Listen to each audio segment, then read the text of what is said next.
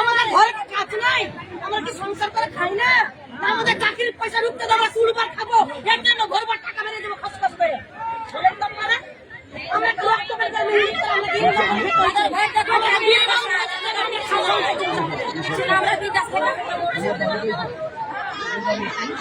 আমাদের দাবি একটাই, ওইটাই আমাদের কিন্তু আজকে লেখাপড়া করে দিতে হবে। 24 ঘন্টা আজকে এগ্রিমেন্ট হবে, আজকে এগ্রিমেন্ট হবে লাইনে।